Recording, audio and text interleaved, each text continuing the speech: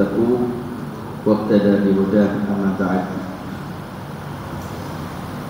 Bahtera rumah tangga itu ada dua hal. Artinya ketika kita naik di atas perahu rumah tangga itu pasti mengalami dua hal. Hal pertama, rumah tangga itu akan mengalami pertamanya romantika. Romantika dalam rumah tangga selaras, harmonis, nyaman, bahagia. Hal yang kedua, rumah tangga akan mengalami problematika. Nah, ketika mengalami problematika ini harus dihadapi dengan dewasa dan bijaksana. Jadi sudah banyak disebutkan oleh Ustaz Zainal Arifin tentang hak dan kewajiban. Tentunya berbeda antara hak dan kewajiban, itu beda. Ada hak suami kepada istri, ada kewajiban suami kepada istri. Ada hak istri kepada suami, begitu pula kewajiban istri kepada suami.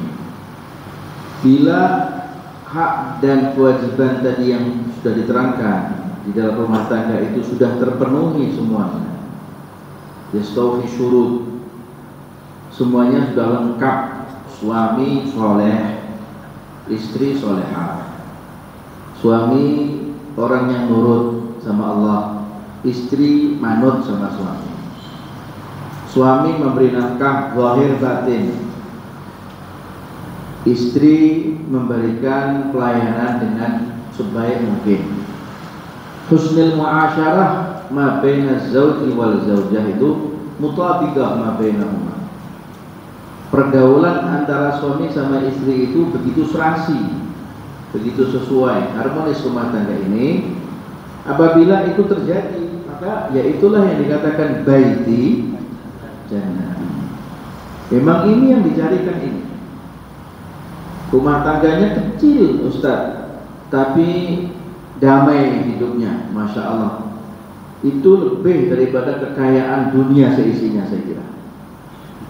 Tapi rumah tangga besar, rumah mewah, mobil 5, istri cantik, suami ganteng, tapi tiap hari jambak-jambakan, bertengkar, jotos-jotosan.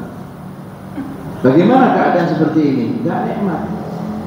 Rumah tanggaku adalah nerakaku kalau begitu. Maka jangan disalahkan kalau sudah terjadi begitu begini. Nanti suami itu akan mencari wanita lain di luar rumah. Begitu pula istri akan mencari laki-laki lain di luar rumahnya, karena nggak begitu bijaksana. Makanya disebutkan tadi, jika hak suami istri itu sudah didapat dalam rumah tangga, baik itu hak dan kewajibannya, maka apa yang didapatkan dan apa dampak yang berakibat di dalamnya? Serasi, samawa katanya orang sama sekarang, sakinah, mawaddah, warahmah. Itu bisa tercipta dan terwujud dari apa? Dari mulai bismillah nawaitunya dia akan melangkah ke jenjang pernikahan, jangan pernah dinodai dengan yang maksiat. Biasanya orang itu senang yang namanya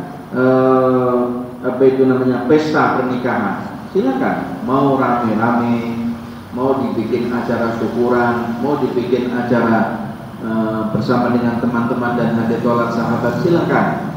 Tapi jangan sampai menyinggung maksiat.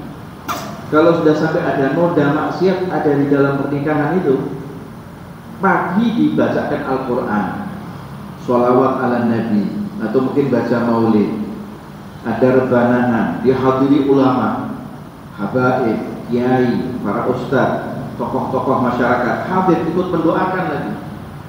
Ya enggak?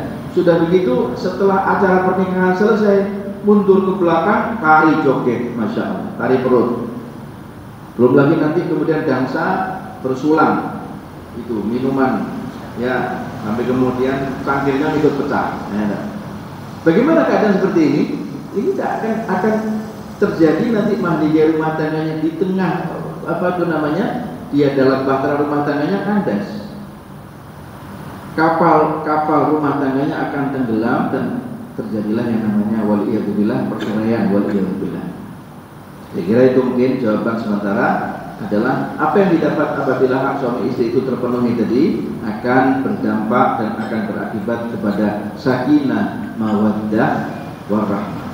Begitu ya. Saya kira itu nanti mungkin banyak poin-poinnya. Nah, kalau dijelaskan mungkin sampai jam 4 pagi lah, tidak apa-apa nanti insya Allah. Kalau mau dijelaskan ya, nggak akan ada habisnya. Adapun permasalahan tentang haid setelah masuknya waktu sholat, untuk perempuan yang sudah mendekati masa haidnya, gak usah menunggu waktunya sampai berlama-lama. Yang banyak keliru itu kaum wanita, kaum hawa. Kalau waktu Jumatan itu menunggu orang lakinya pulang Jumatan baru dia sholat zuhur. Itu keliru. Kenapa? Karena orang perempuan itu kan gak wajib sholat zuhur, tidak wajib sholat Jumat. Wajib sholat zuhur, gak wajib sholat Jumat. Karena dia gak wajib sholat Jumat, begitu dia datang masuk Jumat atau datang itu azan zuhur, langsung saja sholat zuhur di rumah 4 rakaat.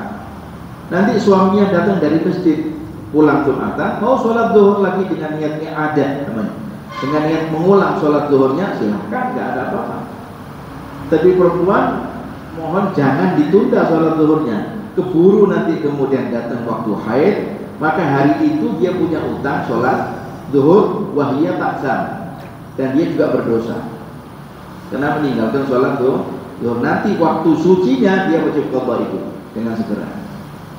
Saya kira itu ya, itu namanya bab di dalam fikih dinamakan dengan bab turu'ul mani', ada zawalul mani', datangnya mani', datangnya penghalang, ada zawalul mani', hilangnya penghalang. Jadi ada pembahasan. Saya kira mungkin insya Allah saya cukupkan di sini dulu karena waktunya juga mungkin akan dijawab oleh asatidz yang lain. Terima kasih.